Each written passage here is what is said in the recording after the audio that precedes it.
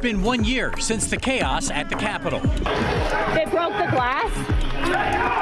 Everybody stay down. Get down. The nation watching as hundreds of protesters stormed our nation's seat of government. They're coming for you. If you don't fight like hell, you're not going to have a country anymore. It's a day that will forever be etched in the history books. On this day of remembrance, we must make sure that such attack never happens again. Today, exactly 1 year later, Fox 35 looks back on the day that landed hundreds of people in jail. Our democracy held. We, the people, endured. These are just some of the scenes we saw play out January 6, 2021, a rally outside the U.S. Capitol building in D.C. turning into a deadly attack. Protesters busting out windows and doors to get inside where lawmakers were certifying the 2020 election results. Today, President Biden criticized former President Trump for what happened at the Capitol 1 year ago. For the first time in our history, a president had not just lost an election, he tried to prevent the peaceful transfer of power as a violent mob breached the Capitol. But they failed.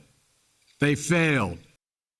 Trump did release a statement after President Biden's remarks, calling it political theater. He says the speech was trying to distract everyone from, quote, the fact Biden has completely and totally failed. Well, more than 700 people have been arrested so far from the chaos, including more than 24 people from right here in Central Florida. Two of them are a father and son from Brevard County. Fox 35's Holly Bristow joins us live. So, Holly, you spoke exclusively to the family about the day the FBI showed up. I sure did. The father and son were arrested over in Brevard County simultaneously around breakfast time. They were taken here to the federal courthouse in Orlando to make a first appearance before a judge, then released. The two men both making it home before dinner time. Their family tells me it all happened so fast and caught them by such surprise. Their heads were spinning for days.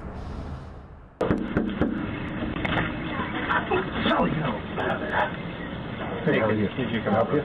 Yeah. That's the FBI knocking on Casey Cusick's front door, guns in hand, handcuffing him the second he answers and walks outside of his Palm Bay home. Why is he? We have an arrest warrant for him, but we need you, ma'am, to go ahead and step out, okay? Why do you have an arrest warrant? Well, it'll be explained, but we need you to come out of the house, okay? Casey's wife, seen in red, walks out with their 2- and 4-year-old daughters, clearly confused, and calls Casey's sister, Stacy, in Melbourne, where a similar scene was playing out. My brother was being arrested at the same time my father was being arrested. He said, "Why are you here?" And they said, "Well, because the event's on January 6th. And we said, "What?" He goes, "Are you serious?" The Cusicks knew their dad, James, a pastor of 40 years, Vietnam veteran, awarded a Purple Heart and a Gold Star, along with their brother, who they say is a hardworking family man, were at the nation's capital January 6th. It didn't sound like you were too concerned. No.